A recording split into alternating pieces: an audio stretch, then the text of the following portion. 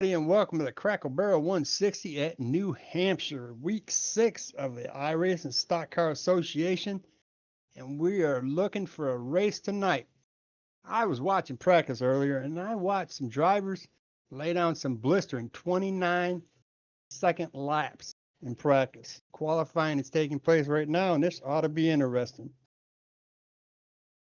We have in the field tonight, we have our race series champion so far, which is Mr. Caden Rush, and he is about 35 points ahead of second place, Kyle Feemster in that 38 machine. Third place is Brian Johnson in the 4. Fourth would be Stephen West in the 74.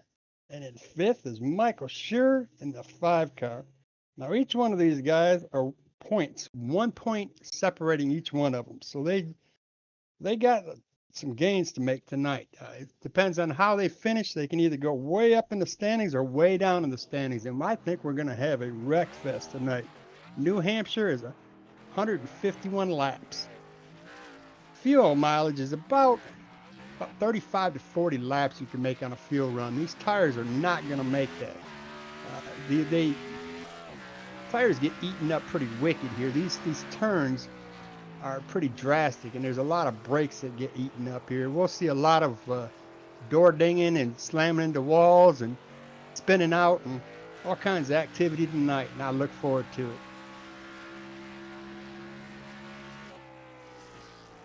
Looks like for qualifying so far, we have, looks like Caden Rush. It's the fastest thus far at 29.939. Michael Eames is second fastest, and he's got a 29.984 so far. Stephen West is third with a 30.149, and fourth right now is Michael Knight with a 30.249. We still got qualifying taking place, and I can't wait to see who's going to be up on the front row here.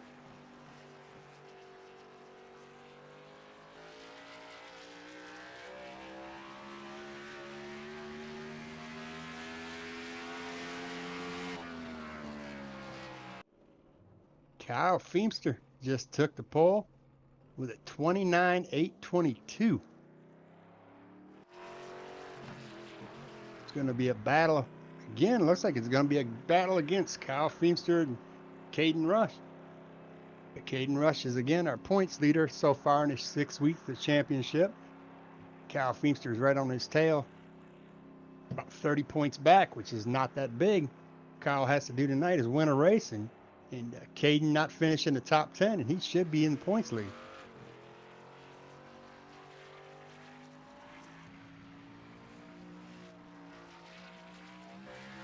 So far, it looks like the top 4 are all in the 29s. 1/10 of a second separating each one of them.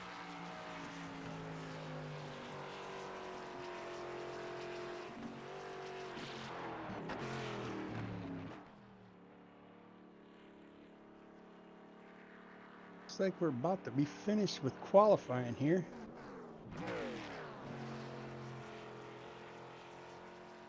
It's good to see we got the 43 of Paul Olsen back. He was out last week with, I believe he said it was his appendix. He had to have his appendix out last week. Welcome back to 43 of Paul Olsen.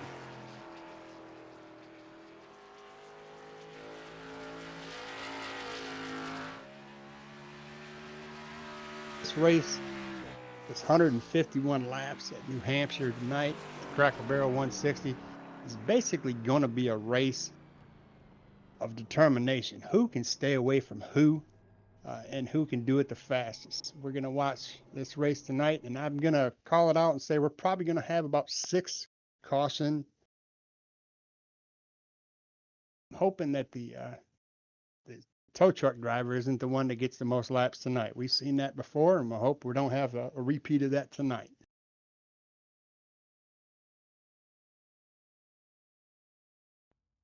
So we're going to get the race underway. We're going to do an invitational, and we're going to have that invitational with Dalton Mobley coming up shortly. I'll be right back.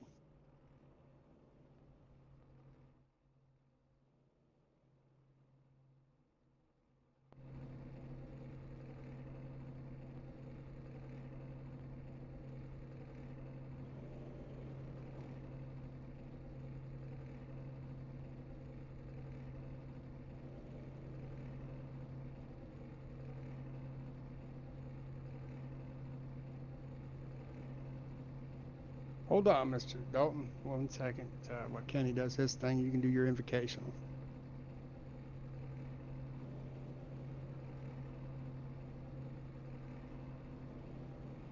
You're all set, Dalton.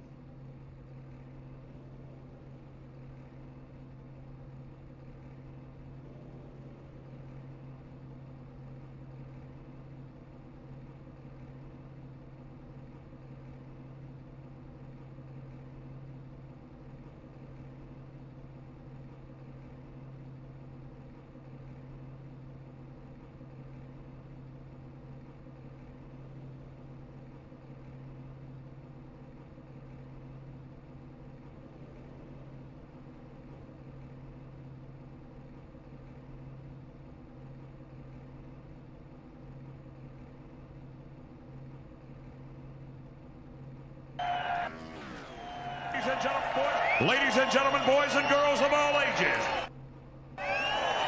Oh, say, can't you see by the dawn's early light what so proudly we held at the twilight's last gleaming, whose broad stripes and bright stars through the perilous fight o'er the ramparts we watched were so gallantly streaming, and the rocket's red glare, the bombs bursting in air, gave proof through the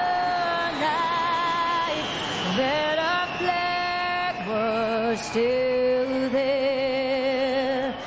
Oh, say does that star-spangled banner yet wave o'er the land of the free and the home of the brave.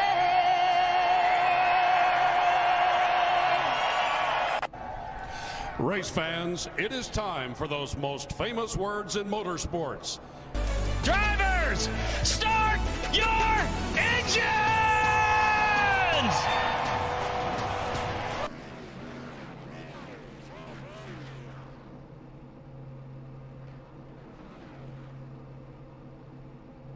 And welcome back to New Hampshire. We are going to turn some laps tonight and see some wrecks. We've got the Crackle Barrel 160. It's 151 laps. The drivers are going to have an option to get 5 sets of tires. That's going to be 4 sets plus a set they're starting with right now. On the starting line is going to be Kyle Fisher, and his outside is going to be the 15 of Caden Brush. Second row is going to be the 4 of Brian Johnson, and outside of him is going to be the 3 of Mike Eames.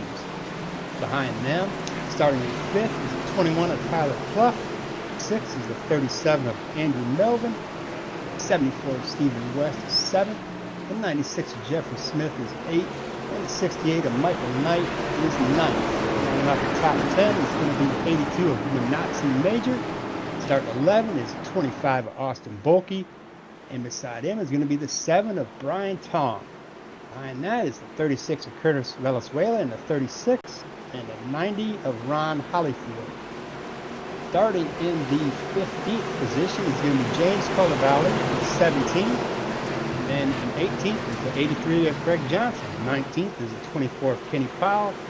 And rounding out, 18th is Dalton Mulvey in the 77. And rounding out the top will be Chris Johnson. And here we go, we got the green. It looks like Kyle Feaster got a good leap on him. He is gone.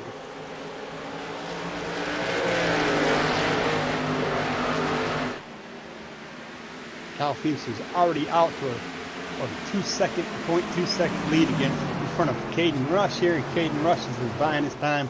He's not going to rush to this field like he did last week and cause him any problems here.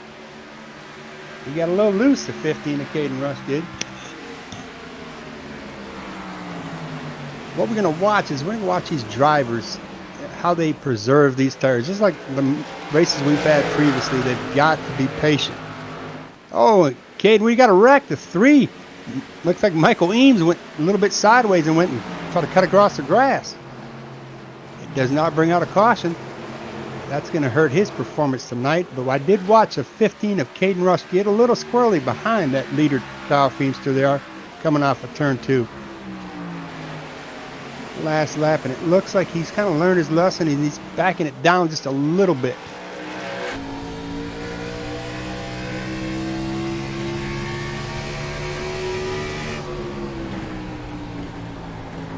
He's going to try the high side. Looks like Caden Rush is going to go maybe a crossover. No, he's going to stay to the high side. He's got the high side working for him, but Kyle Feimster does not. He shuts the door on him.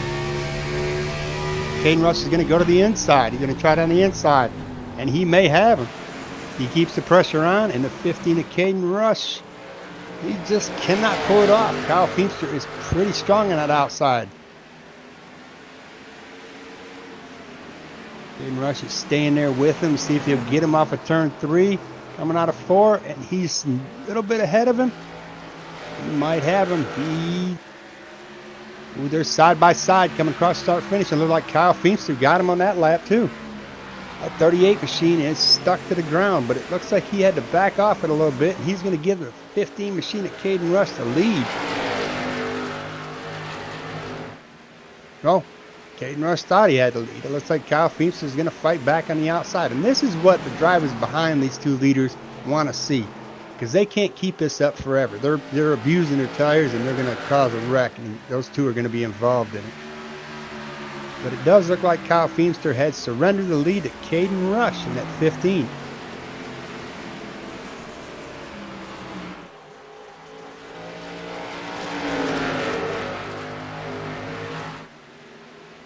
What's going on to the back of this field. The leaders are got themselves kind of being patient here.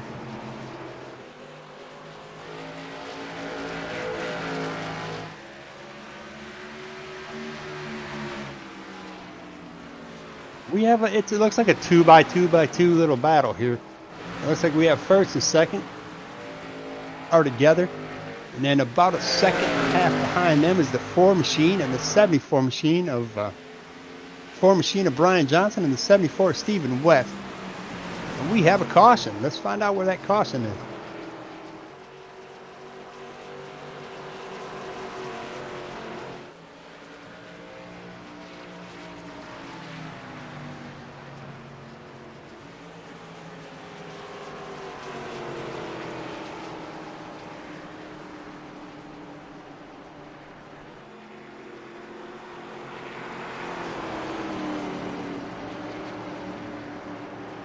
Looks like that caution may involve. Can't find it. Michael Eames is not involved in that. Oh, that caution involves 24 of Kenny Powell. Let's rewind and see what happened with Kenny here.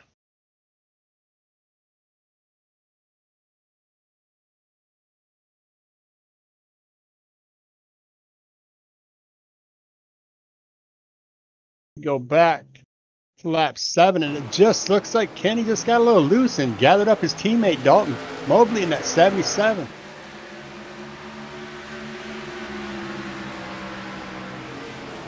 Kenny Powell is still moving. He's got a lot of front end damage and a lot of rear end damage. His whole right side of his car is demolished. See how much damage he put on Dalton Mobley in that accident. Dalton's got a little bit of damage on the rear of that car and a little bit to the front passenger fender, but I think he'll be able to get that repaired under caution. This has not been the season for both these drivers, the 24 machine of Kenny Powell and the 77 of Dalton Mobley. There's not been a race that Kenny Powell has not seen pit road with the damage. It's not been his season. These tracks have not been friendly for him. That is for certain. So let's see who is going to take tires under this. We've only had 8 laps in. I do not foresee many coming in for tires. Most people in the back may try it. Do not see your leaders coming in at that point.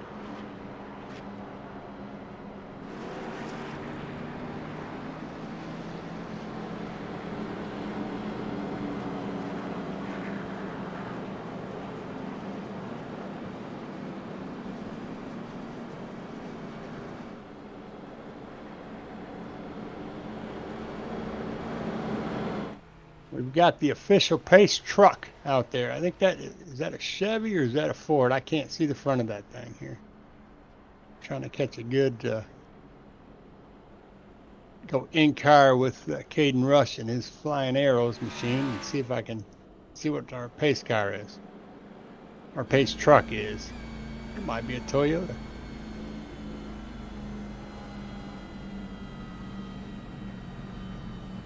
Well, let's check out and see who our biggest movers of the race so far is. So far, it does look like, let's see here. Our biggest mover is going to be, it looks like the 82 of Manazzi Major and the 7 of Brian Tong are kind of both side by side there.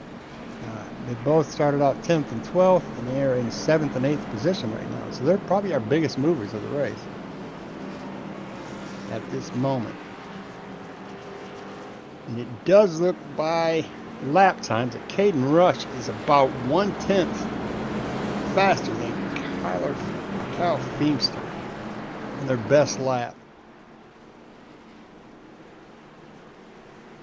We're not seeing any 29-second laps laid down like we did in qualifying. The fastest we're seeing right now is a 30.073 from Caden Rush, and that's our leader. Second fastest is going to be our second place of Kyle Feemster in a 30.170.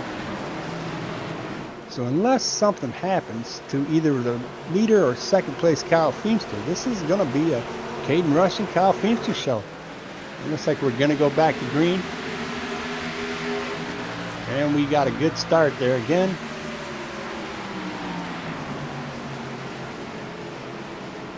Looks like Caden Rush got out there by a nice lead, just like Feemster did the last time in that 38 machine, but they're going to close it up. And these guys have not given up much space this time. They're staying with the leaders. Stephen West in that 74 machine is staying right to the bumper here of the 38 of Kyle Feemster. He's not going to let him get away, which I don't know is too smart. Ryan Johnson's in that 4 machine. He's laying back a little bit just in case the history between Caden Rush and Caden Rush and Kyle Feemster, it comes to fruition here. They've got some history of bumping and grinding and spinning each other and hitting each other and taking each other out. So I think Brian in that 4 machine, running with one of the Johnson race teams, is being patient.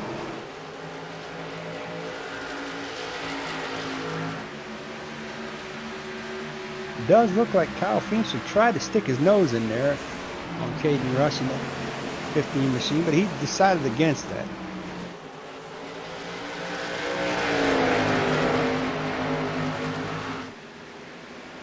Everybody is kind of minding their P's and Q's.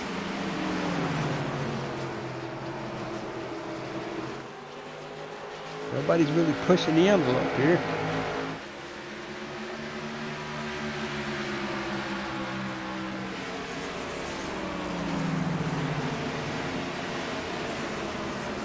It does look like the further back in the field here for 7th and 8th, we're going to have a battle between Tyler Clough and the Nazi Majors.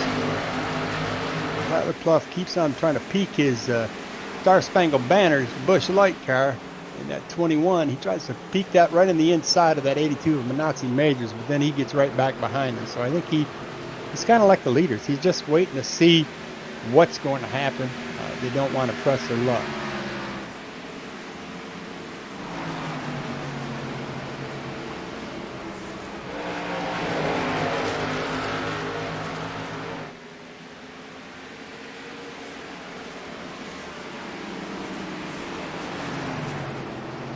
This is a different start than we had the last one here, and when we originally started this race. It does not look like Kyle Feenstra is pushing his 38 machine that hard. I mean, he's really being patient and waiting it out. Maybe he's thinking that he can put a little pressure on Caden Rush from a distance, or maybe he got something in the pit stop he did not like. So he's just waiting for another caution. I don't know. I'm not seeing the Kyle Feenstra we've seen in the beginning of this race. He's not coming on aggressive.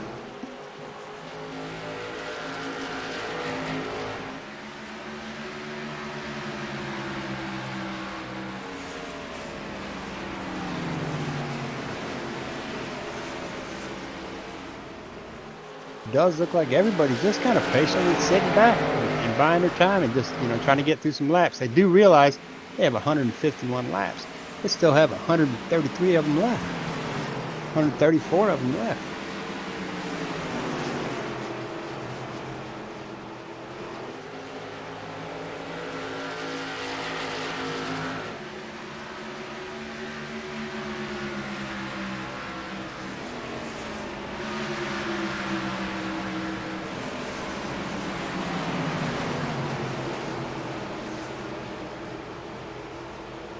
That spin that Mike Eames in that 3 car took earlier, lap 3 or 4, that must have really put some damage on his car, because he is staying in the back of this field. Dalton Mobley is still in the pits, getting his damage fixed. He looks like Kenny Powell in that 24 machine got back out there. So look, Dalton Mobley might have took the worst of that whole incident between him and the 24 Kenny Powell. Everybody is kind of just sitting back here patient. I say that, and then I see that Jay Felton in 8 is trying to get to the inside of Ron Hollyfield back there, and this is for 12th and 13th position. They're about the only ones that are fighting it today. Jay Felton goes to the inside here, and he is on the inside. He looks like he might clear him, but he's not. They're still side by side, the 8 and the 90. Jay Felton got that position. And now it looks like the 37 of Andrew Melvin is going to try to follow Jay Felton through. And he does. He makes it. That leaves the door open for Chris Johnson in that 2. Chris Johnson is going to try to go to the inside of that 9. Ron Hollyfield might have some issues there. These guys are passing him. He's standing still.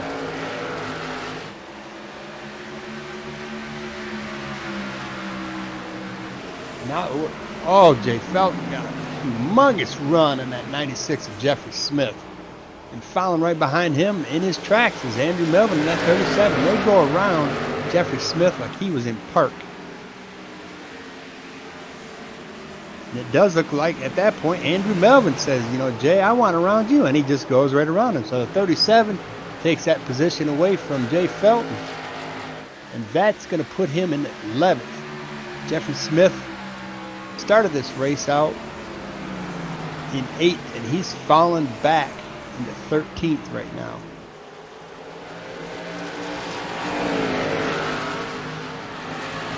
Curtis Venezuela is a teammate of second place Kyle Feimster in that 38 machine. And let's check and see how Curtis is doing. Looks like the 37 of Andrew Melvin is closing in on Curtis Venezuela in that 36. And he may try to get himself into the top 10.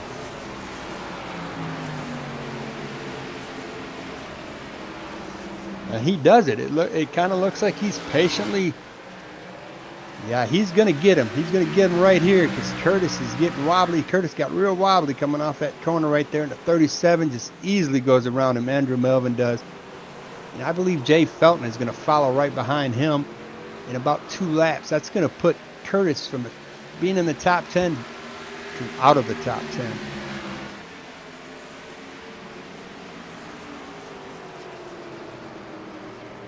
Meanwhile, let's go back to the front of this race. It looks like we have Caden Rush has put almost a 2-second gap in front of second place Kyle Feimster in that 38 machine. Who would have thought this was going to happen today, boys and girls?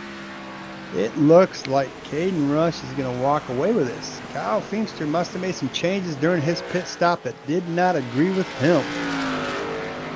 He is 2 seconds behind Caden Rush. The 38 is slowing down. We may see some pit stops here in the next 10 laps. Whatever changes he made, if he did pit, he might be running on old tires, and that's probably what he's being cautious for as well. He knows he's running on old tires.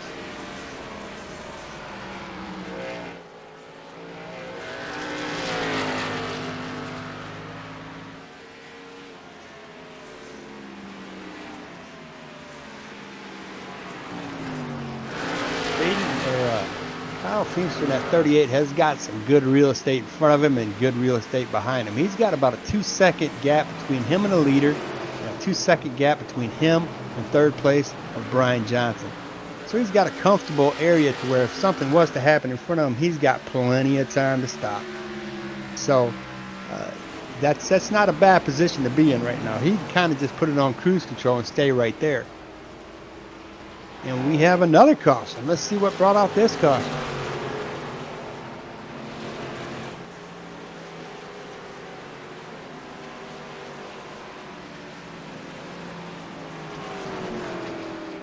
That does look like that would be the 24. Kenny Powell did get involved in something there. So it looked like he almost took the leader out as he was coming around here. Let's take a peek and see what happened with this. Let's get behind the 24 here and see if he got himself involved in another accident.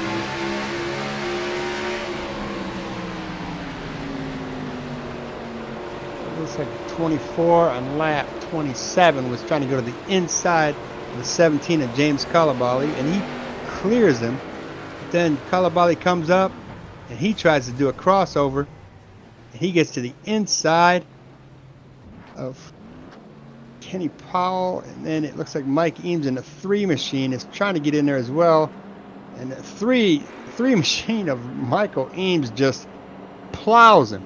It just plows right in the rear of Kenny Powell in that 24 machine. Kenny gets to turn back around here, and he is at this point, the leaders have caught him, and he's trying to get the machine moving, and he just doesn't have any rear grip. This has not been the 24's night here. Michael Eames in that 3 machine just came up and like his throttle stuck and just slammed into the rear end of that 24. There is not, the only straight panel on the 24 is the roof. So the only thing he needs to do to complete this whole crushed up car is just roll this car.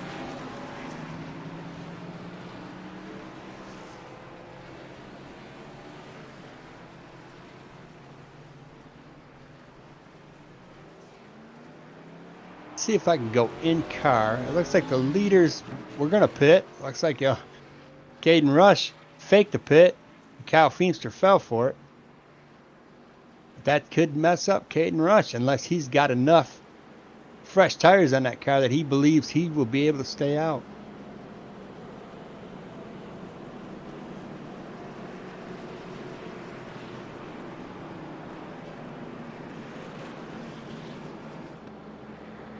I still don't believe that the 24th Kenny Powell has not went on pit road yet. He must be trying to get back on the lead lap, but with Caden Rush not pitting, he'll get a wave around, but he still won't be able to pit.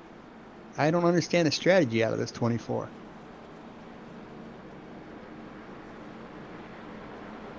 And I really don't understand why Caden Rush didn't pit. He's only going to have maybe 15 laps left of fuel. I mean, his tires are going to be old. Unless he did pit the first time around, he's going to be in trouble. Because we know that Kyle Feemster had pitted, and he's going to have fresh tires. And we've seen what happened with him when he was on fresh tires at the beginning of this race. He was walking away. Well, now we see the 24 machine on pit road there, getting his damage fixed.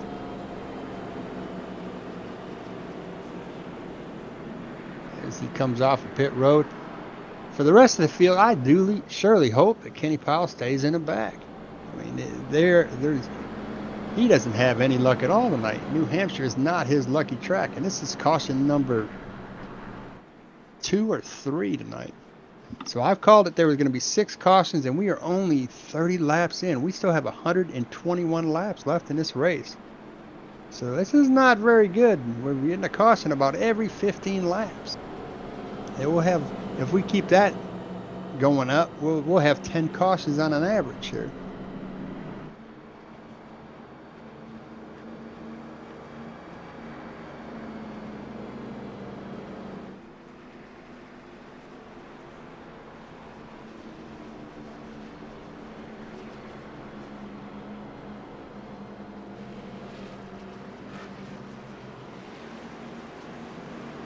Let's go back to the front of this. It looks like the tables have turned. Now we have Curtis Valenzuela. He started out 13th, and he is 3rd in that 36. And he is part of this Phoenix Sim Sports race team with Kyle Feemster in that 38. The 36 and the 38 are both teammates. And in front of him, obviously, we still have Caden Rush. That's no teammate whatsoever of Kyle Feemster. He's not even really, I wouldn't call him an associate. Those two have been battling for the past, I don't know, 3 or 4 races to try to see who can take each other out and who can win the races. And they've been very entertaining to watch. Let's see what the 36 machine of Curtis Valenzuela being up there with Caden Rush right behind him, what he's going to be able to deliver to Caden Rush. See if he's got the same setup as Kyle Feemster as we go green. And it looks like Caden Rush just leaps out there, and the 37 Andrew Melvin falls right behind it, and it looks like Curtis Valenzuela has got no setup whatsoever. He's just falling back like a rock. Everybody is coming around here. He's like he's getting stung by bees everywhere he turns. There's a car passing him. We got the 21 going up high. We got the 82 of Minazzi Major coming down low, and here we go coming behind him. 74 Stephen West. I mean, Curtis Valenzuela is just falling back here in that 36. Started out 30, he's already 9th, and we haven't even put a full lap in yet.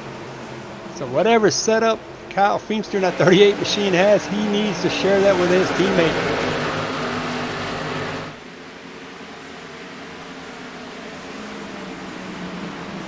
Back to the front, looks like the 4 machine of Brian Johnson is going to take the 2nd place away from Andrew Melvin. And following right behind them is Brian Tong in at 7. He wants to take away 4th.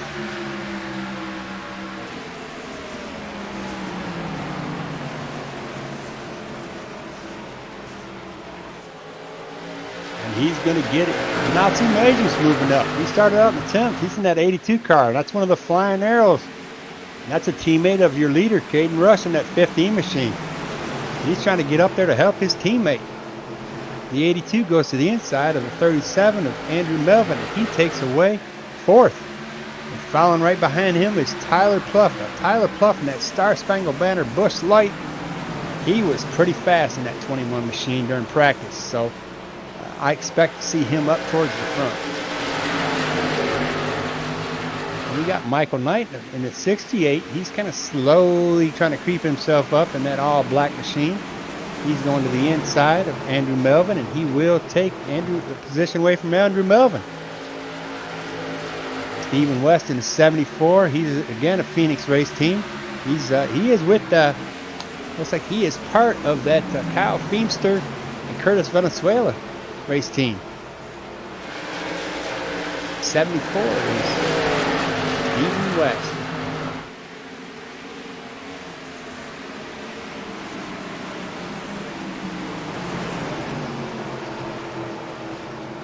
Let's go back to the front. Let's watch and see what we've got.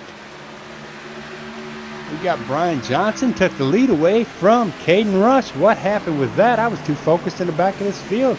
Poor Caden Rush and some tires he stayed out on. They're not doing him any justice.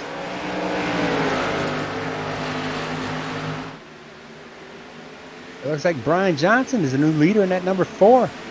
Ryan Tong in the number 7, second place. And they're just walking away. They're going to make these flying arrows fly backwards, it looks like.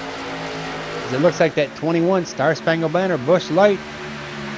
Tyler Pluff, he's going to move up in there, and he moves up, and he takes a position away from the 82 Minazzi Majors, and he's working on Caden Rush for 3rd, and he easily takes that away from him. Caden Rush made a huge mistake by not coming in and getting tires. Huge mistake. And now he's going to try to race 21 of Tyler Pluff. That's another mistake. You don't have the tires for that, Caden. Calm it down there. You're going to get squirrely and meet the wall. With all this action taking place, it gave first and second place an opportunity to get a full second ahead. Yeah, Caden Rush is regretting not stopping to start. His own teammate, 82 Minazzi Majors, comes flying past him to take away his 3rd position. You know who's sneaking up in this field right now. Back there in the 10th spot is that 38 machine of Kyle Feimster. He's slowly working his way up as he's fighting with the 90 machine of Ron Hollyfield right now for 10th.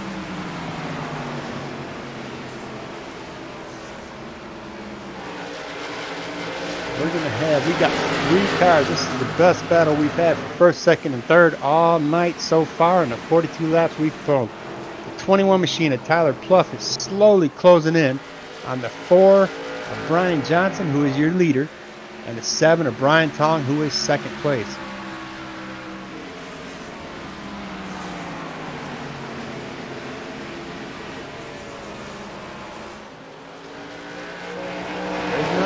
Battle going on for 1st and 2nd. Battles are going to be behind the 1st, 2nd, 3rd place. We got Minazzi Major, Caden Rush. Caden Rush is dropped back, boy. Call him done. He is just losing positions hand over fist. His mistake of not pitting, it's going to cost him. He's hoping for a caution right now. Where is Kenny Powell when he needs him? 68 machine of Michael Knight is coming to the inside of Caden Rush. He's going to push it. Caden Rush is still trying to abuse these tires. He wants to meet the wall by accident.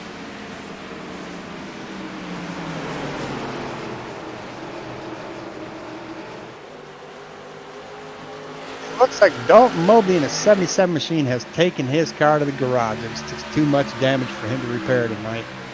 He's not wanting to stay out there like Kenny Powell. Kenny Powell is persistent. He's just 1 lap down. He's thinking to himself he's got to finish this race. There's no better points than when you finish. And it looks like the 68, Michael Knight, goes sideways. He gets squirrely and saves it. He was trying to pass Caden Rush there. And right behind Caden Rush is the 74 Stephen West. And look who's behind Stephen West. There's that 38 of Kyle Feimster. This is the worst thing that Caden Rush could see is Kyle Feimster just 2 cars behind him on fresh tires. Because we all know what these fresh tires are going to do. And we're going to show. Stephen West is doing it right now. And following right behind him is going to be that 38 machine of Kyle Feimster. They're going to put Caden Rush down to 7th, it looks like. Everybody's just passing him on the low side. Caden Rush is just sitting ducks. It's duck season. And they're all rushing by him.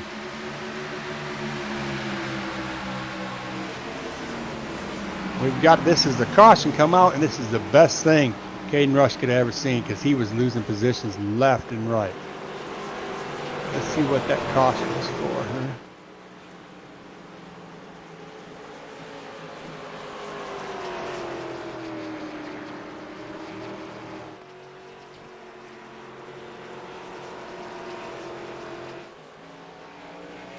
Looks like that 90 machine was involved in that.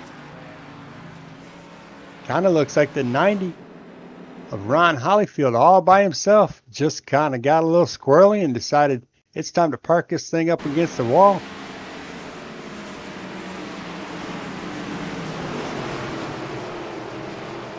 It looks like he was the only one involved in that. He just lost control of that.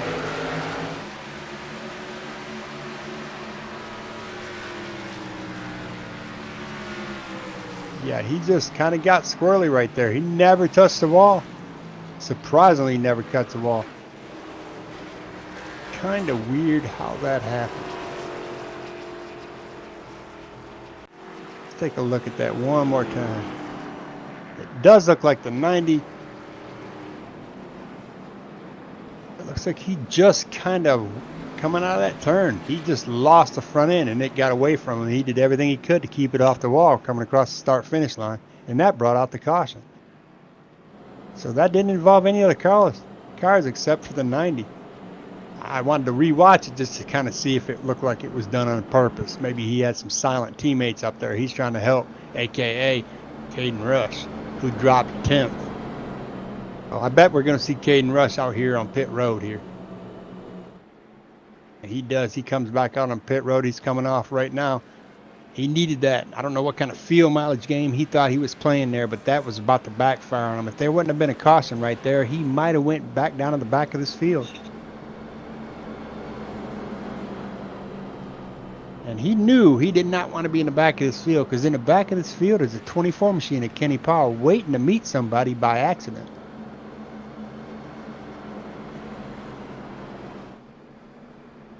After this caution, let's see how we pan out here. Looks like Brian Johnson's going to retain the lead in that 4 machine. In second place is Brian Tong. Third is going to be that 21 machine of Tyler Pluff. And then we have Manazzi Majors, and the 82 machine is fourth. Fifth, Stephen West. Sixth is Kyle Feemster. And then we have seventh, is going to be Michael Knight in the 68. And then the 2 car of Chris Johnson is 8th. Jay Felton in 8 car is 9th, and running out the top 10 would be the 16 of Clifton Cockrell. Now that Kyle Feemster has brought himself back up towards the front, let's see what he can do with this. He's got some new blood up here. Brian Tong, Tyler Pluff, Manazzi Majors, they're not ones we've seen up front lately, and now we see him up here. We've seen Brian Johnson in that 4 machine up there before. But we have not seen much of Tyler Pluff, Manazzi Majors. So let's see what they can do. Brian Tong is up there. He's in second. If he can hold them back, Brian started this race in 12th position, and now he's running in second, and we're 50 laps in. Let's see what Brian can do with that. What's that? Burstload.com machine. The number 7, Brian Tong.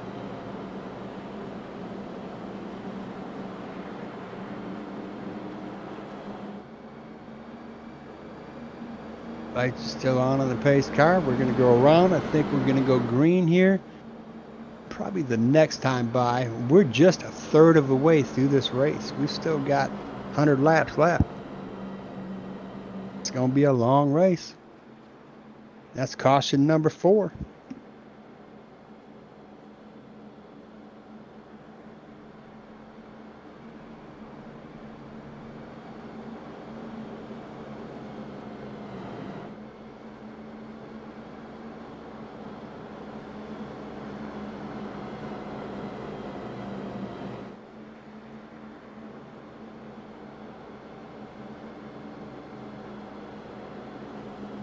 Looks like Chris Johnson right now is going to be our biggest mover in the race. He started out 20th. Him and Jay Felton. The 2 of Chris Johnson and the 8 of Jay Felton. They both started 20th and 21st, and they're out sitting up 8th and 9th right now. That's a pretty good move right there. And the 16 of Clifton Cockrell, he started 19th and he's up in 10th. So those cars that started 19th, 20th, and 21st, they're up there running 8th, 9th, and 10th right now. And like I said, that Star Spangled Banner Busch Light that machine was pretty fast when I seen it in practice. So I think we're going to see something spectacular come out of these guys here in a minute. That 21 machine, Tyler Pluff, if he gets a good enough jump, he'll stay right on the bumper of Brian Johnson as we go green here. He will pass Jay Felton, or Brian Tong in that 7 car, I'm sorry. And he does it. He's going to stay with him. Oh, he gets dropped back a little bit here as Brian Johnson goes high. Looks like Brian Tong in that 7 is going to stay high too. 82 in Manazzi Majors is going to try to push, and he doesn't get close enough. Tyler Pluff just kind of drops back in line.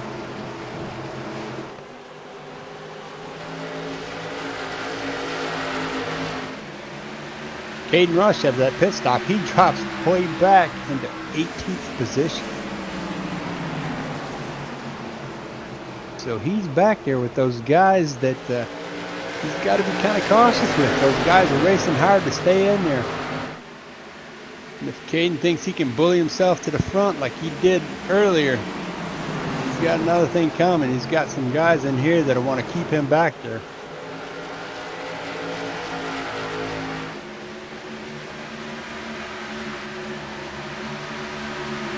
At 38 of Kyle Feemster, he's slowly walking himself to the front again here. He's now moved himself up into the 5th position. He's still got to get around that 74 machine of Stephen West, which is a teammate of his. So they'll race each other cautiously. They're not going to take each other out and ruin their chances here, because again, the race was to end right now. Kyle Feemster has put a good gap, closed it up between him and Caden Rush in this points championship. So to keep Caden in the back where he's sitting right now is exactly what Kyle Feemster wants to see.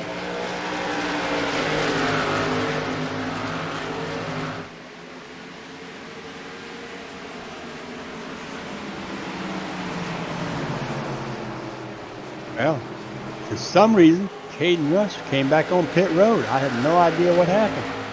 That's going to put Caden Rush a lap down. That's going to be tremendous news for Kyle Feemster. Tremendous. Kyle is getting himself in a position here where he can close that gap for the championship points if everything works his way.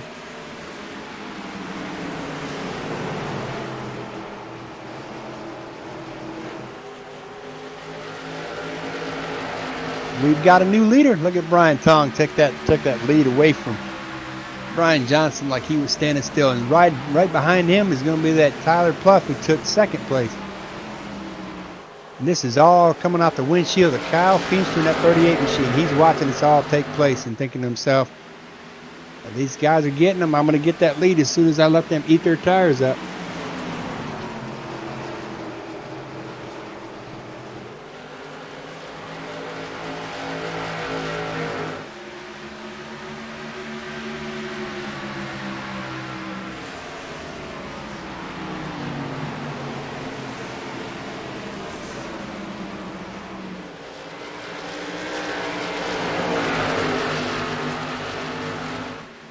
Something had to happen to that 4 machine of Brian Johnson for him to drop back like he did. He just kind of hit the brakes and let those guys pass him.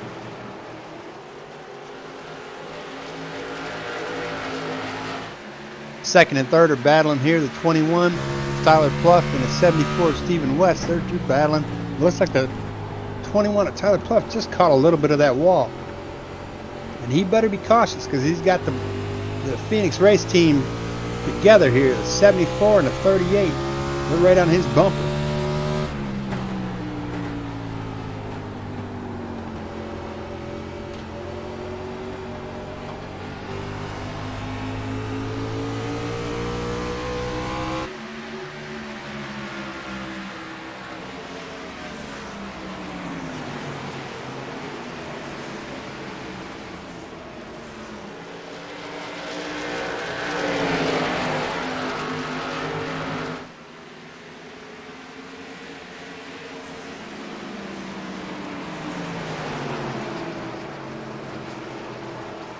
Looks like these guys have kind of settled down quite a bit here.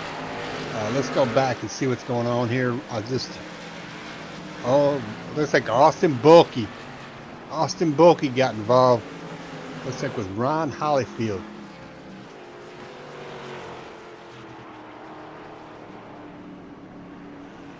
Nope, it looks like James Culabali is involved in this.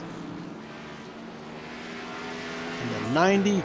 Oh, it looks like James Culabali just came down a little bit here. And he caught Ron Hollyfield. And Ron Hollyfield had caught the 25 machine of Austin Bulkey. And in that incident, also took out an innocent bystander here. And that would be the 96 of Jeffrey Smith. Jeffrey Smith in that Monster Energy. He's a victim of another wreck here.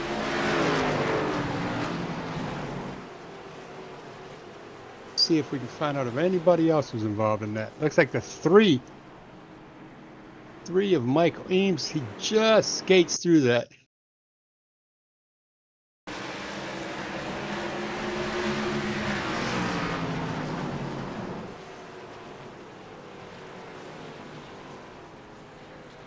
So now we have Caden Rush. If he's able to, he can come and get his lap back, but he is a lap down right now.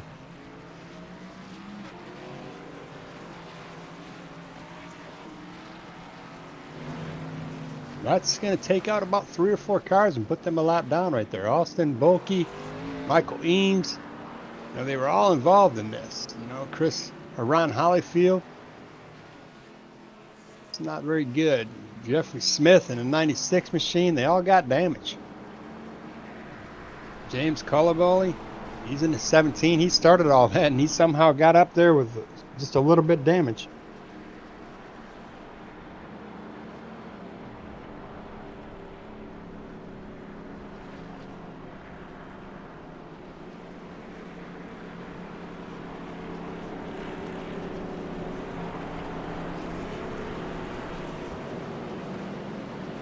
Looks like James took that thing over in the pit road in that 17 machine to see what kind of damage he's got. Austin Bulkey decided to stay out. And somehow, some way, Tyler Pluff must have pitted. We'll see if that 25 has pitted, because to me it just doesn't seem like there is a way. He is sitting.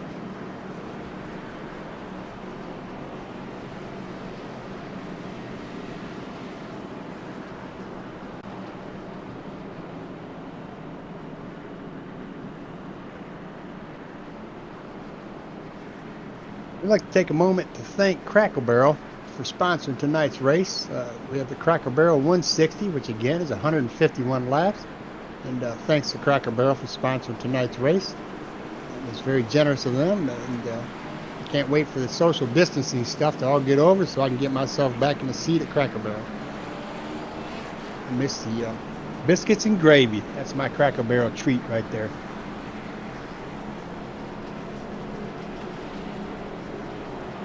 Breakfast of Champions. It's my addiction at Cracker Barrel. I'll wait and sit one of those nice rocking chairs out front for 45 minutes to an hour and a half just to get some biscuits and gravy.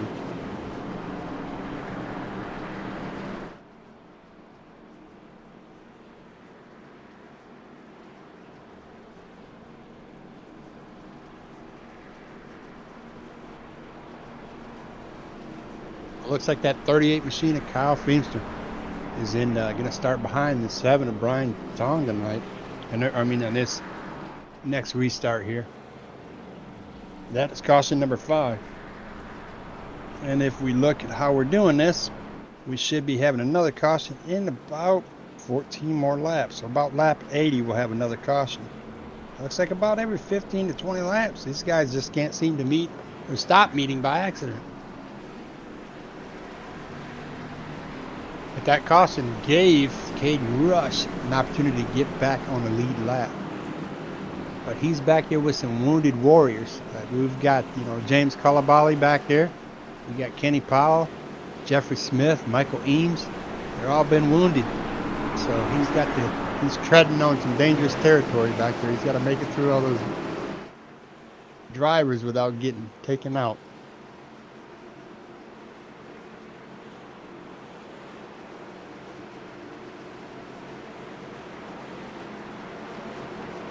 Let's see how this restart's going to play out here. Let's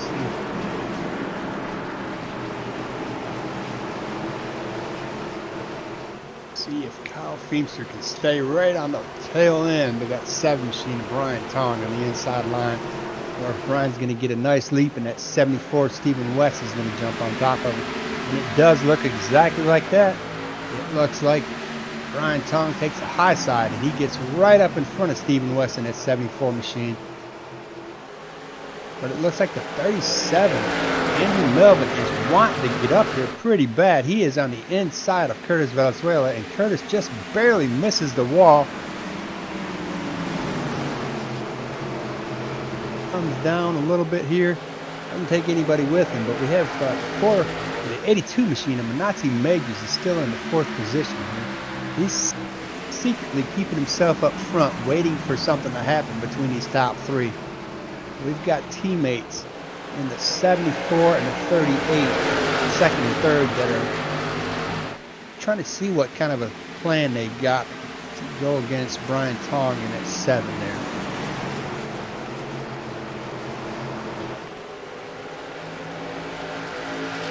But maybe it looks like, you know, Kyle Feemster doesn't really want to be a teammate tonight. He wants to try to get second place from Stephen West because he feels like his car is a little faster. I'm watching him peak to the high side, peak to the low side of that 74. He doesn't know if he wants to pass him, and it looks like Stephen West just caught a little bit of that wall and almost takes out Kyle Feemster. Kyle has to maneuver and go around him on the low side. That's going to give an opportunity for the 37 of Andrew Melvin to close in on him pretty good. That little hiccup Stephen West had is costly. It's going to cost him a position. Not only did he lose that position to Kyle Feemster, but he's about to lose it to Andrew Melvin in that 38-7 machine.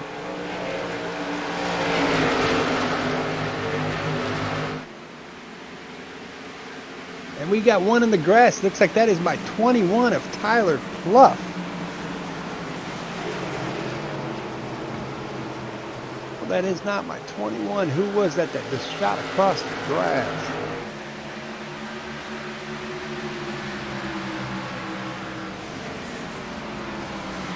Well, it did bring out a caution, so they must have stayed down there.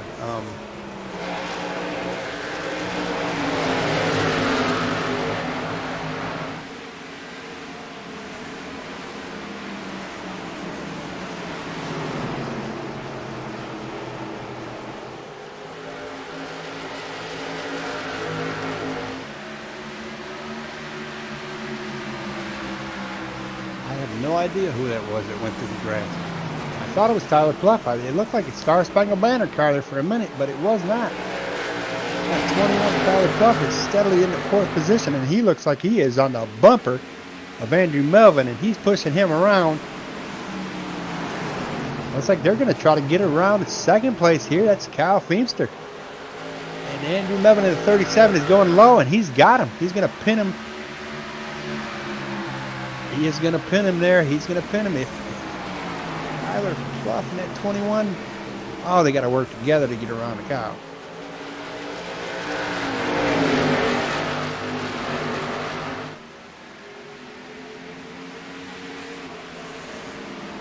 We've got Andrew Melvin.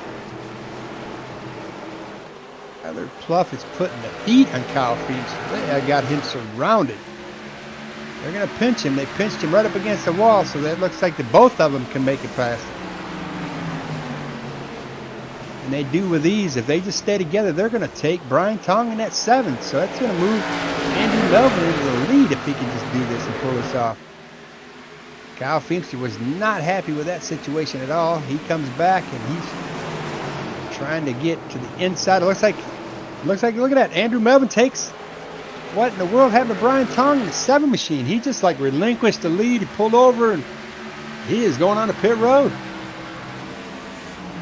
Was this a pit strategy or what was this? That was a very evasive move, and that puts Andrew Melvin in the 37 machine in the lead. Like he wasn't going to take it anyways, but Tyler Pluff got really squirrely coming off that corner in second place, but he seems to gather it back up and retain second place in front of Kyle Feemster in that 38 machine. I tell you, it is good to see a field of drivers that aren't dominating this race like they have in the past 3 to 4 weeks. This isn't the Caden Rush and Kyle Feemster and the Johnson show. This is looking like we got the Andrew Melvin and Tyler Pluff involved in this as well. But don't get that twisted, because in 4th place, here comes Caden Rush. He's coming to the inside of Kyle Feemster. It looks like he's going to take Kyle Feemster's position with ease. And he wants back up there in the lead.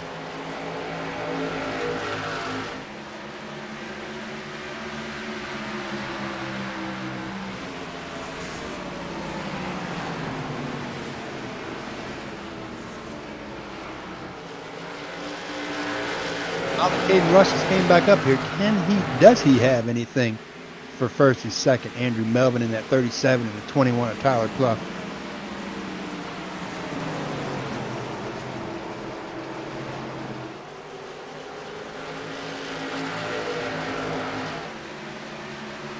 We've got Kyle Feemster in that 38 and his teammate, the 36, Curtis Venezuela, were bumper to bumper there for a minute, and they're no longer bumper to bumper.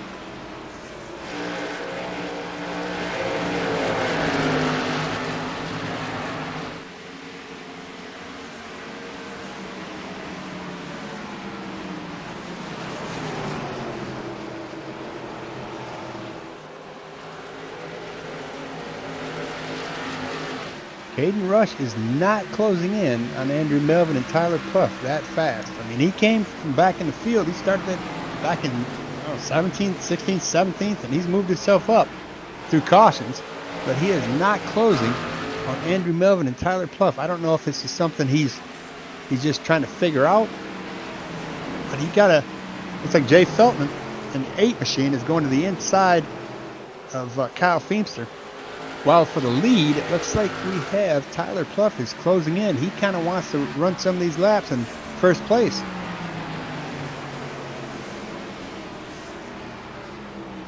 As he goes to the inside, it looks like he's closing in, and he's going to get him off this. Yeah, he's going to get it off that turn. And he figured he better do it now, because coming up with a head of steam is that 15 machine at Caden Rush. Caden Rush wants to get back into the lead of this race like he did previously. It's just this time he better not make the mistake of staying out when everybody else pits, because we're probably going to have another caution in about 2 to 3 laps.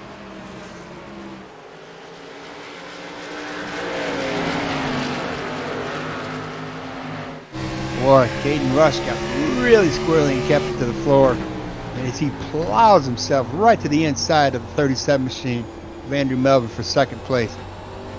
And right behind them, coming up pretty fast, is that 8 machine of Jay Felton. We haven't heard much from Jay tonight, and he looks like he wants to be part of this broadcast. He's coming up, and he is in 4th position right now. And coming up pretty fast. He's on a mission. I don't know if somebody told him this is only an 86 lap race, but I mean, we've got some more racing left here, Jay. Calm it down.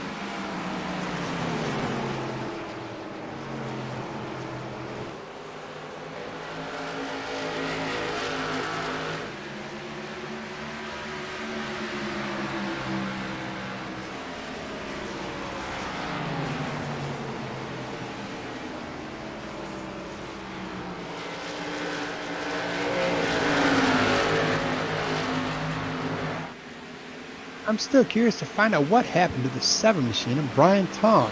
Was this a pit strategy for fuel? What was he thinking? He's now a lap down. Obviously, he's going to be faster than these guys because he has fresh tires, but he's going to get his lap back here. It looks like the 8 machine of Jay Felton is going to try to take 3rd position away from Andrew Melvin. And it looks like here comes that 7 machine of Brian Tong. He is coming fast. He wants to get back on the lead lap. In case there is a caution, he's going to be back on a lead lap. That's what fresh tires will look like. I think these guys are noticing they have to come in and pit. They didn't think there was going to be a caution or that they were going to race this many laps. This has been pretty clean for the last 20-some laps. And these guys are starting to feel their tires, not being friendly with them right now.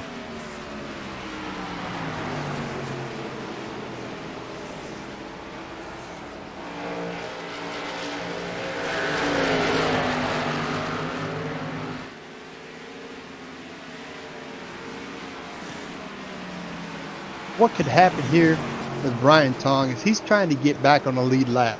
He's in that 7 machine, and he is fighting and battling with the top 5 cars. That could either, if he passes them cleanly, he can get back on the lead lap and just start walking away from our leader Tyler Clough in that 21 machine. Or if he battles with them and they battle with him, they could abuse his tires up and keep him a lap down. And that would, his whole strategy of pitting will be garbage. It won't do him a bit of good. So if he battles these guys, he's going to use up his tires and keep him a lap down, and potentially take away his possibility to win this race, because he had a pretty fast hot rod right there. But it looks like Tyler Clough has gained 1.5 seconds. He pulled away from Caden Rush in that 15 machine. Tyler Clough in that Star Spangled Banner Bush car there, he's moving away in that 21.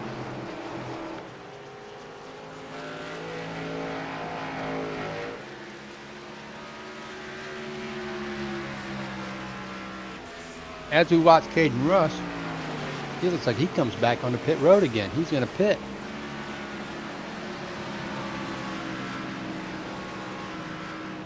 We have some pretty odd pit strategies going on right now. I don't know if these guys think maybe they can make it on 2 more stops or what, but they're not forgetting they only have 5 sets of tires, and I'm thinking Caden Rush has been on pit road 3 or 4 times already.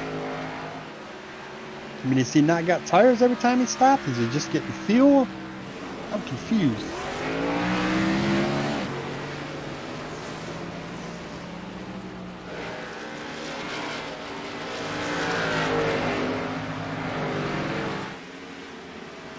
Oh, I'm not confused on that. Caden Rush just went in and he just got fuel only that time. It looks like Tyler Clough, our leader, is going to try to do the same thing. He knows that he needs to get some fuel in that Star Spangled Banner Bush light snap on. He's got all kinds of sponsors on that 21 machine.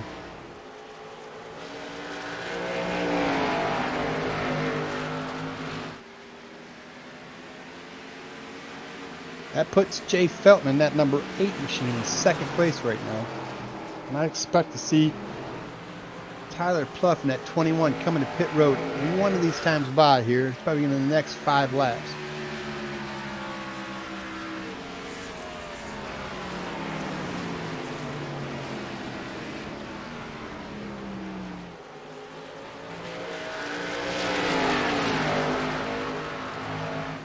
Again, that 7 car you're seeing now in 2nd place, that is not 2nd place.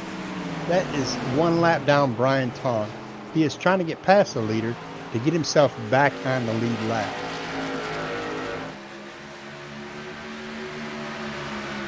So if he could do that right now, that would put him back on the lead lap in case of a caution. But if he cannot get past him, it would still put him in a position to be a lucky dog. And behind him is Caden Rush. And Caden Rush is also, look at they squeeze him.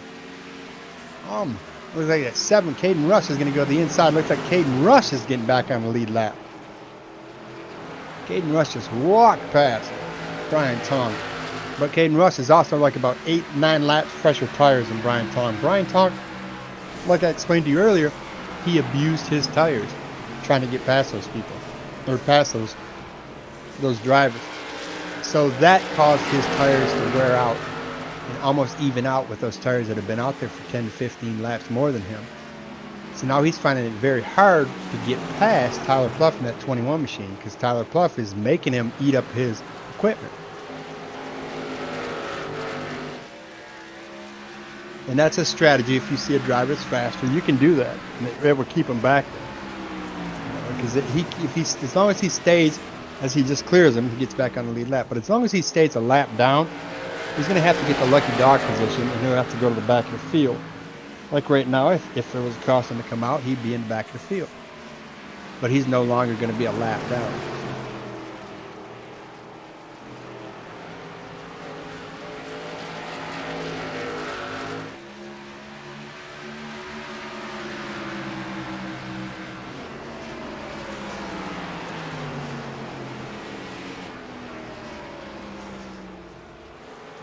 It looks like Tyler Pluff is gonna pull. This might work for him. It didn't work too well with Caden Rush when Caden Rush tried to pull his fuel economy thing, but this might work for him. If he can stay out and there is a caution, he'll be able to get tires and fuel when everybody else just took fuel, and he'll be able to retain his lead. Depends on how much fuel he has left. I can't imagine he's got any more than 7 or 8 or 9 laps left of fuel. But if he can make this to possibly lap 107, he could probably go the whole race on a full tank of fuel the rest of the race. And I think that's what he's trying to do.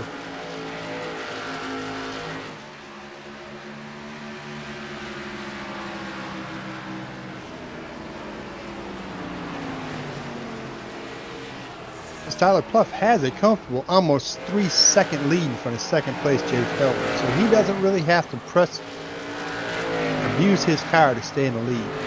He's got nobody there challenging it. Jay Felton is 3 seconds back.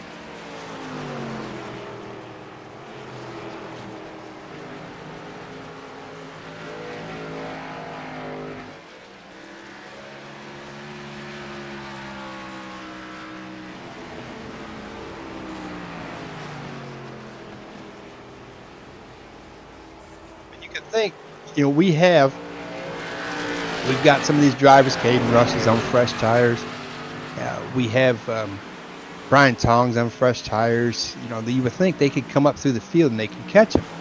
But again, like we watched earlier, when the 7 of Brian Tongs had just tried to get through the field, he used up his tires. Even though these other drivers that just stopped, they're going to have fresh tires, they've got to get through the field.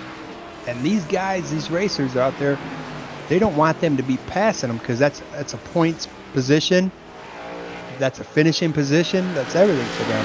And they know a caution's coming out.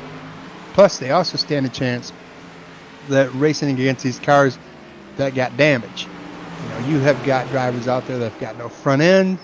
Drivers out there. We got Michael Eames in the 3. He's still rolling around, and he's 25 laps down. He's got no front end. You stand a chance of getting hit by them when you go and you pit like that. So there's right now at this point there's only 13 drivers on the lead lap. From 14th to 23rd, they are all 1 lap down because they pitted. The majority of them have pitted. We got some of them. We've only got 3 drivers that are 2 or more laps down, and that is the 83 of Craig Johnson is 2 laps down, and then the 3 of Michael Eames is 26 laps down. And of course, Dalton Mobley took his car to the garage earlier, and he is 62 laps down.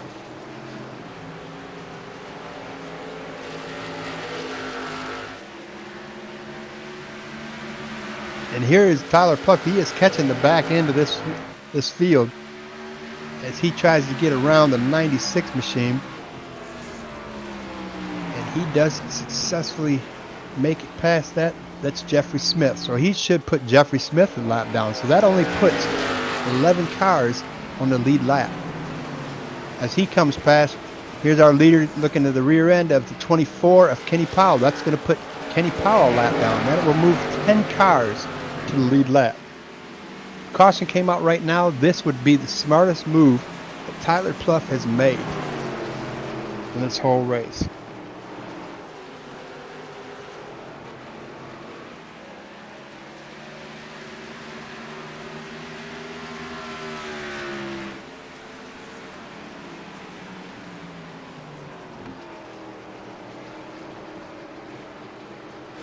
Tyler Pluff wants to continue to put these cars down a lap, because the more cars he puts down a lap, that means the more cars that the people that are a lap down have to come through. So to get to him, to get their lap back. So this is a smart move per se for Tyler Pluff, but how long can he keep it up? I'm amazed that he's still running at 104 laps, and he's still running, fairly good times. He's running 31.8. That's not too bad.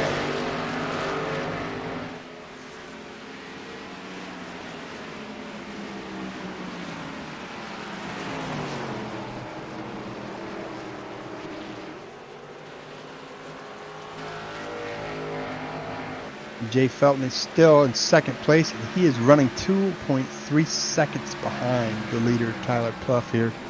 Tyler Pluff is coming back up on more lap traffic here. Looks like he's going to catch back up to the 7 car, Brian Tong. Now, if he can put that car back down a lap, remember Brian just passed him in that 7 car, but Brian also had to get past some drivers in front of him. So this is kind of allowed Tyler Pluff to close in, and maybe Brian Tong has abused his tires enough to where he can't stay in front of Tyler Pluff. If Tyler Pluff can put him down a lap and a caution comes out, that will be 9 cars on the lead lap.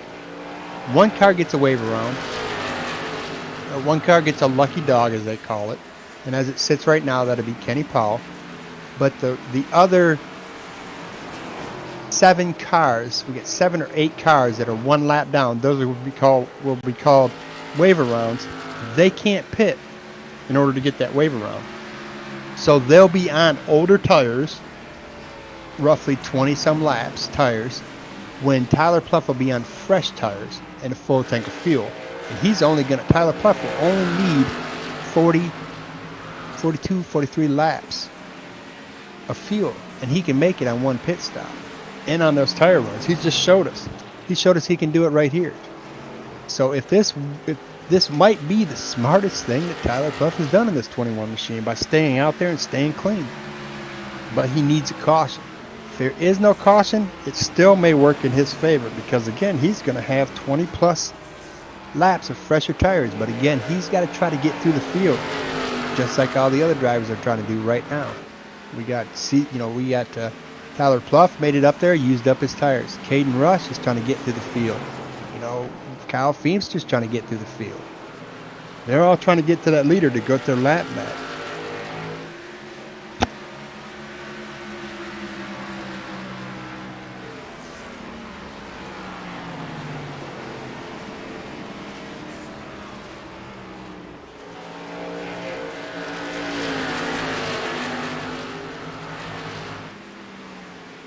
I have no idea how Tyler Pluff is doing this. He must have brought a hybrid to race tonight, because that car, is it running on fuel? What is this running on? The Energizer Bunny? That Star Spangled Banner Busch Light Snap-on Tools race car is moving it through the field, and he's in fuel economy mode right now.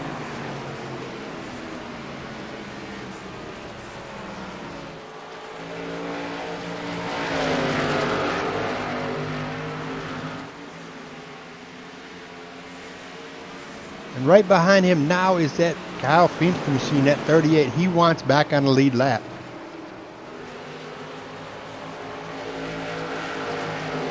Again, if Kyle gets through around Tyler Pluff without any incident like he just did, that's the smartest thing for Tyler to do, is let him do that. But we do have the 7 machine. He catches the wall right in front of the leader. At 7, Brian Tong had clipped that wall.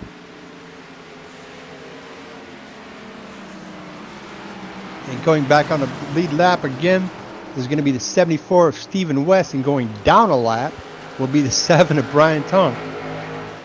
What a turn of events. I would have thought Brian in that 7 machine was going to have something for tonight. His night has just went from bad to worse. This car is just not handling.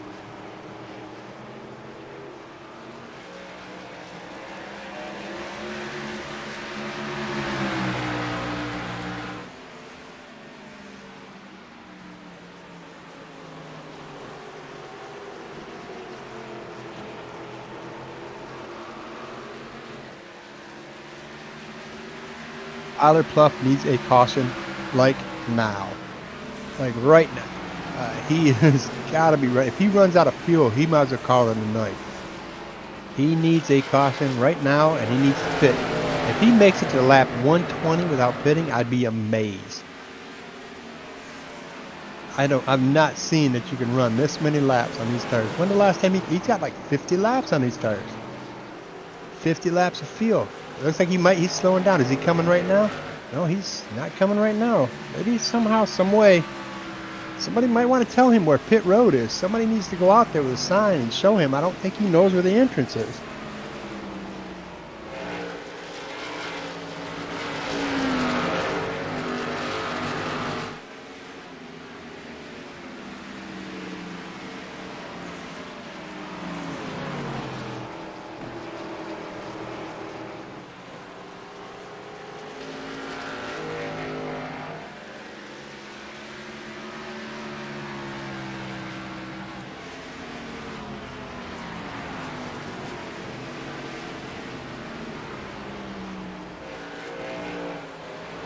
He is still, Tyler Pluff is still running fairly good times. I mean, he's 31.7, 31.6, 31.8.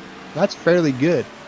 To be the guys running on fresh tires, they're running 30 seconds, 30.4s, 30.5s, and he's only about a second slower than them right now, which means it would take them roughly about 30 laps to get back in front of him if he was just to somehow miraculously get 80 miles to a gallon out of this car. They stand a chance of not getting back in front of him.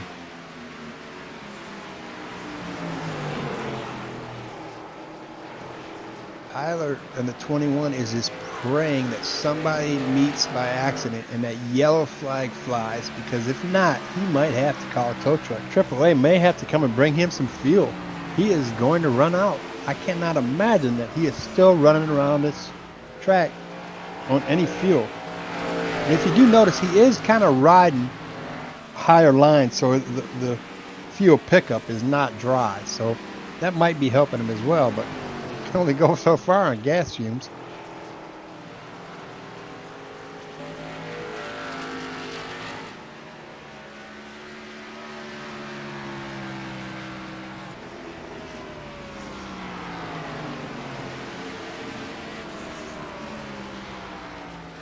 Pluff has to have, his crew chief, they must not have communication. There's no way in the world he's riding around this track. He's not going to make it to the end. I mean, he's got 33 more laps to go. If he pits now, he's not going to be able to win this race. Everybody that just passed him is going to be the leaders, and he's not got enough laps to get up there. He needed to pit 10 laps ago. And he's just buying his time. He's riding around, and it's not like he's preserving. I mean, he's running faster laps, lap after lap. 31.6. He ran a 31.7 the lap before that. He's not preserving fuel. But he's a 5-second gap between him and second place Jay Felton. So he has a comfortable enough cushion where he can pit, as he should be pitting.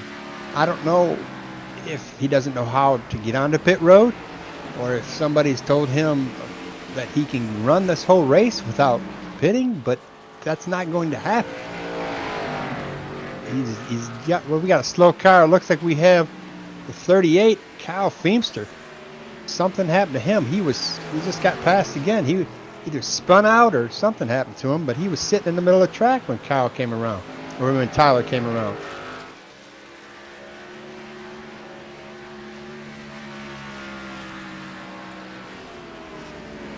Here he comes on pit road, and he locks him up. He ran out of fuel. Did he lock him up, or did he run out of fuel? Tyler Pluff came onto pit road, and he locked him up, but I think he ran out of fuel.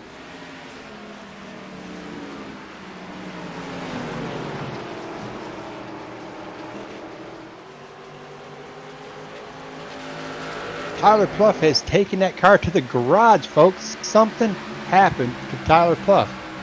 He was in the lead, leading this race, and he just parked it. It was like he just wanted to show these guys he could win, and he didn't really feel like he wanted to win. So that puts Jay Felton in that 8 machine in the lead with, what do we have, 28 laps left? But right behind him is that Brian Johnson in that 4 machine, and Caden Rush in that 15 machine is in 3rd. So back to the same old song and dance. Here we go. It's going to be the Caden Rush show.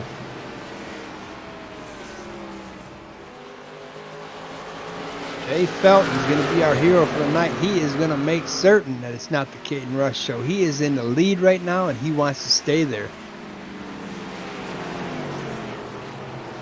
Tyler Pluff went from the lead to 2 laps down in 18th.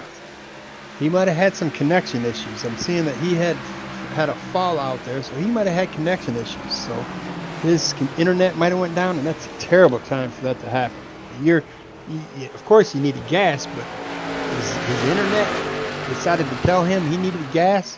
That's terrible.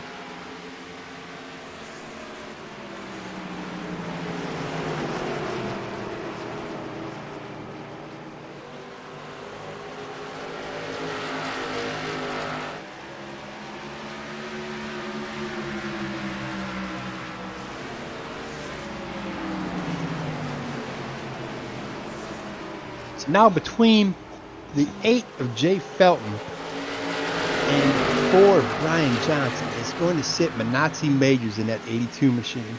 And it looks like Manazzi Majors might be on fresher tires, trying to get back on the lead lap, because he is racing like he's going for a win.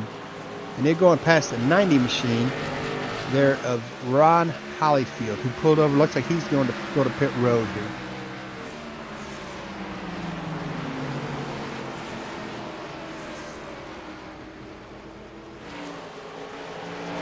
I'm watching the 8 car of Jay Felton's lap times, and his lap times are slower than Tyler Pluff's in the 21. So I'm going to guess that Jay Felton in that number 8 machine is running the same fuel economy, mileage gain as the 21 of Tyler Pluff. Let's see what the lap times of Brian Johnson are. Well, Brian Johnson's doing the same thing. So I'm going to guess those guys did not pit, because Caden Rush is running about a half a second faster than those guys. So he's probably on a little fresher tires in that 15 machine.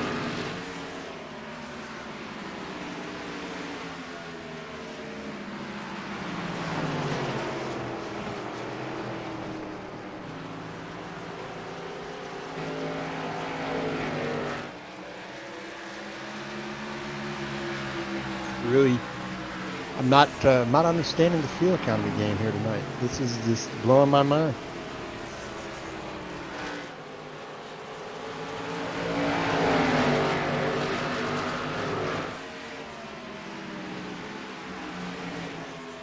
Oh, for the lead. Here comes Brian Johnson to the inside. Is he going to make it? He's battling that Jay Felton. He's going to make Jay earn it. Maybe eat up his tires. Use up some of that fuel that he shouldn't have left. Because we've only got 22 laps left. And we're going to be calling this a race. We have got the longest green flag laps of the night. We may only have 6 cautions tonight. This has been amazing that we have went this long without a caution.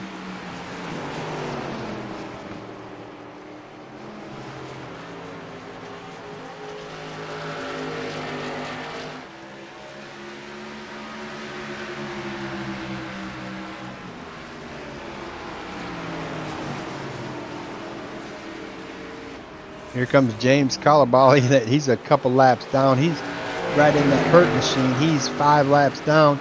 He's just out there just trying to finish the race. He's not getting in anybody's way. He's just staying in the low line.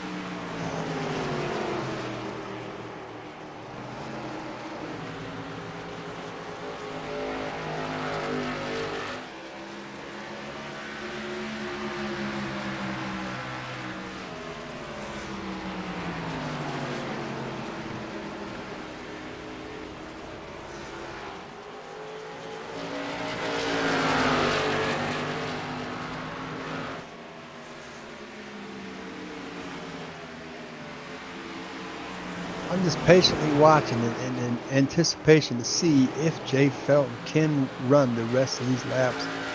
I don't know when he last pitted. His last pit stop. Let's see if I can find out his last pit stop here.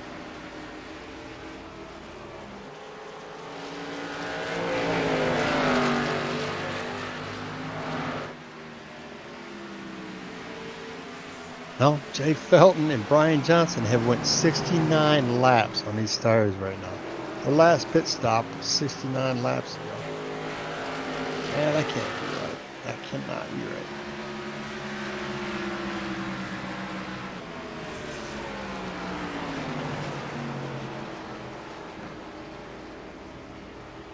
Have they really went 70 laps on a set of tires?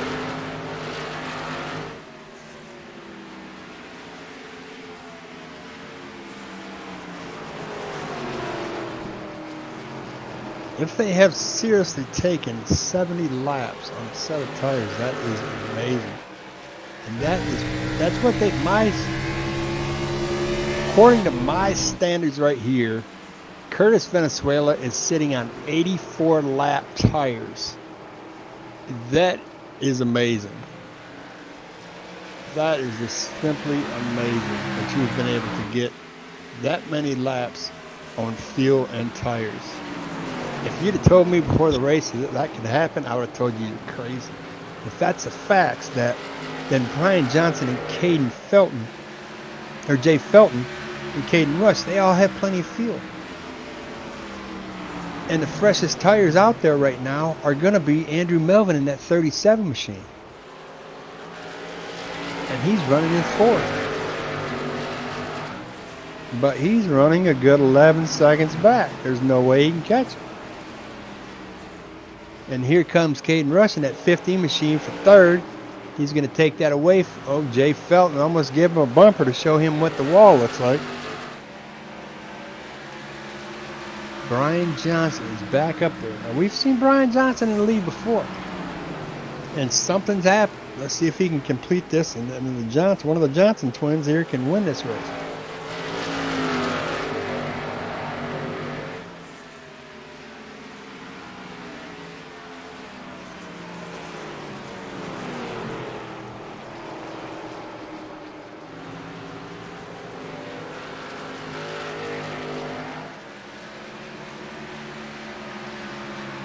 I am seeing something I've never seen before and never would have imagined.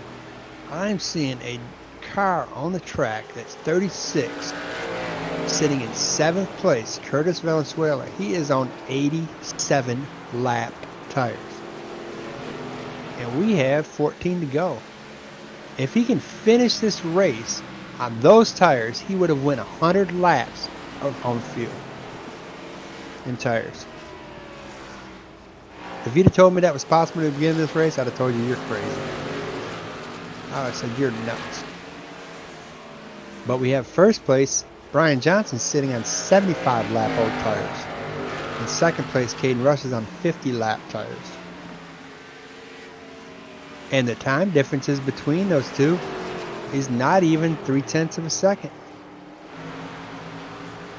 So those tires really don't mean much to him.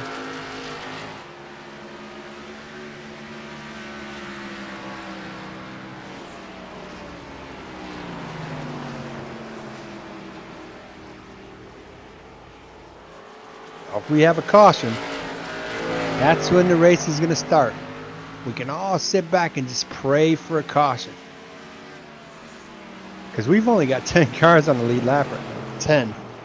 There are 10 cars on the lead lap. We need a caution to make this race a good finish.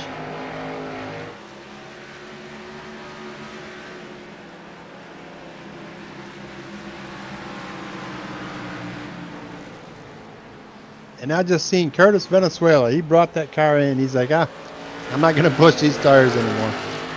But he brought that in at lap 88.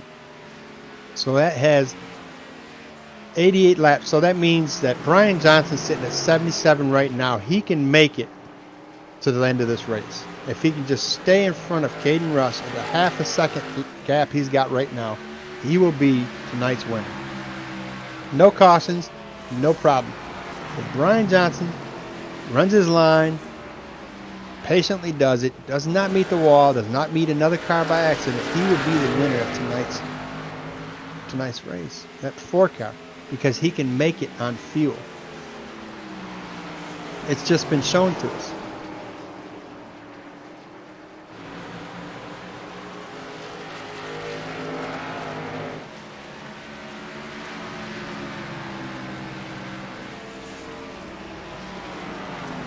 Where these guys, and we got more than a half a second gap between first and second. Brian Johnson just needs to mind his P's and Q's. He's got here. He's got to make 9 more laps around this track.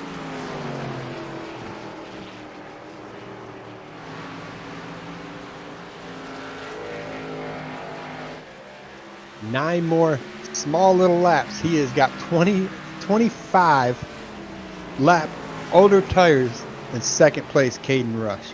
That goes to show you how much, if you abuse your tires, it doesn't matter how much tires, when you got tires. If you abuse them, you got tires 10 laps ago, and I'm running on 40 lap tires. You abuse your tires trying to get past me, your tires are gonna be garbage. And it serves to show you. First place, Brian Johnson, is on 25 lap older tires. In second place, Caden Rush. And Caden Rush is not gaining on him at all. Matter of fact, he's losing a tenth every lap. He's now down to 8.8 seconds behind him. Almost a full second gap between first and second. In second place, he's got 25 fewer laps on their tires.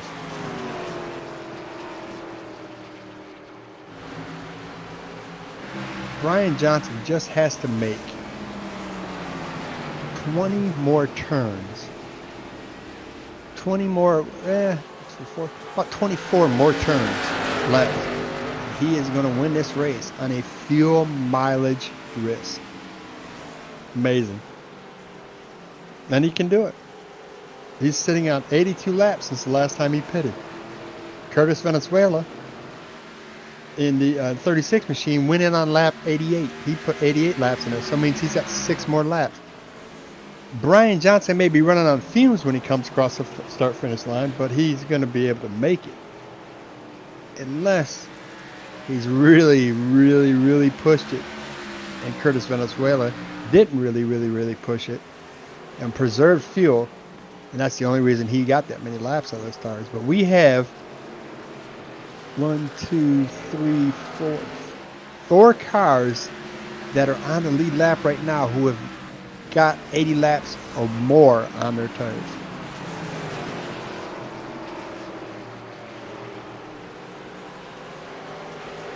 Four more laps is all Brian Johnson's got to complete, and he is still steadily got a over half a second gap between him and second place Caden Rush.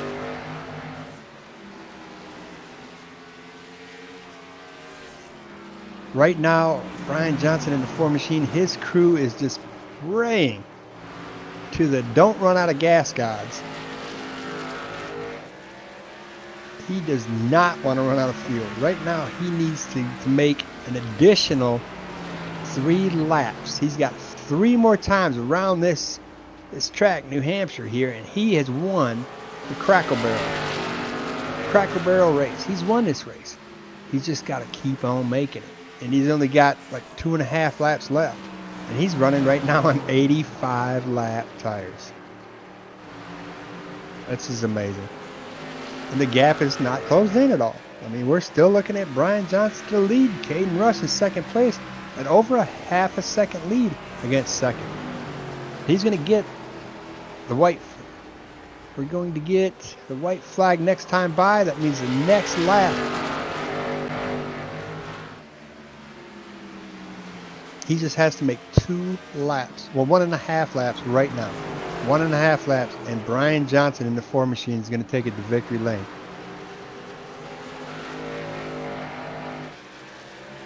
There's a white flag this time by. Next time we'll have the checkered flag. Will it be the 4 of Brian Johnson or the 15 of Caden Rush? Caden Rush is not closing in at all. It looks like Brian Johnson is going to take this Crackle Barrel race to take it home.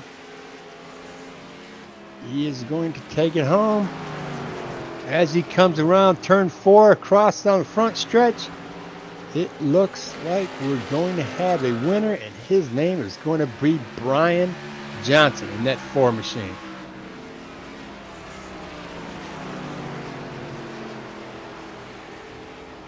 If you'd have told me somebody could run 88 laps, matter of fact, he's running 90 laps. He's going to keep going.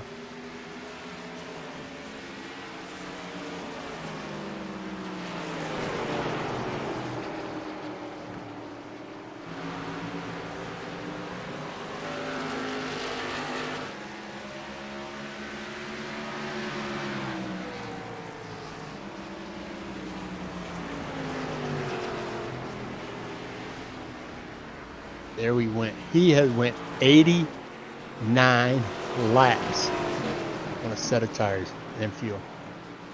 89 laps. The winner of the number 4 machine, Brian Johnson. Congratulations. In second place, we're going to have Caden Rush in the 15 machine. Third, we've got the 37 of Andrew Melvin. Fourth, we have the Jay Felton in the number 8 machine. Rounding out the top 5 will be the 74 of Stephen West.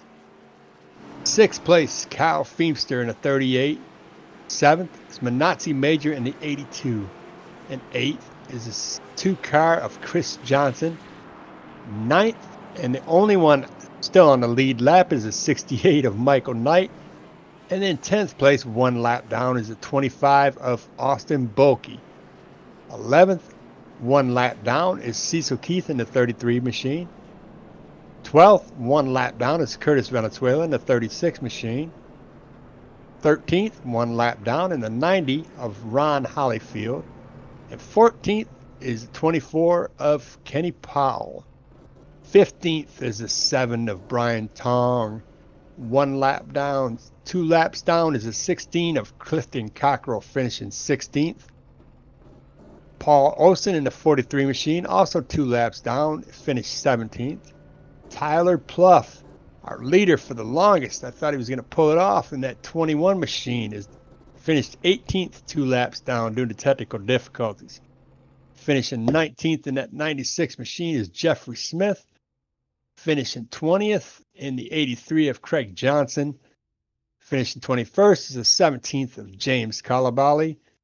And finishing 22nd is the 3 machine of Michael Eames. And rounding out the last of the field is the 77 of Dalton Mobley, 114 laps down. And that is the conclusion of tonight's race, and that is the amazing things came out of it, and we only had 5 cautions. I missed it by 1, and that is the conclusion of the Crackle Barrel 160 at New Hampshire. Congratulations to the winner, Brian Johnson, in that 4 machine for a spectacular fuel economy mileage race. If you'd have told me before the race he was going to do that, I told you were crazy.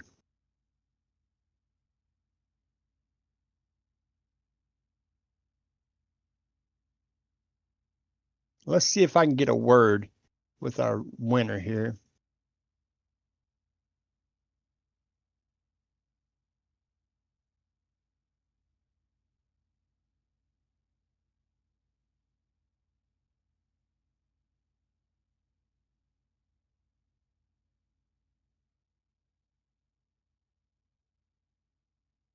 Well, he disappeared. I'm trying to get a hold of him here.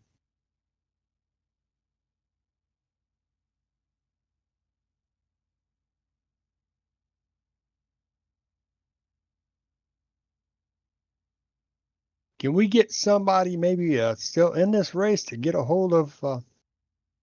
Here he is, Brian Johnson.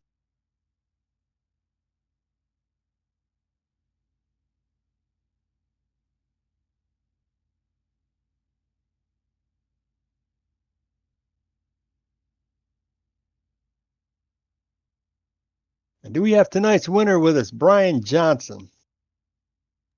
Yeah. What's going on, Brian? If you'd have told me at the beginning of this race that you were going to be able to turn 88 laps at New Hampshire on 1 tank of fuel and not burn your tires up, I'd have told you you need to go ahead and close that idea. It's not going to happen. How did you do it? Had about a half gallon going across the line. I had just enough to do burnout. I wouldn't imagine you had that. I thought maybe you just had enough to spit.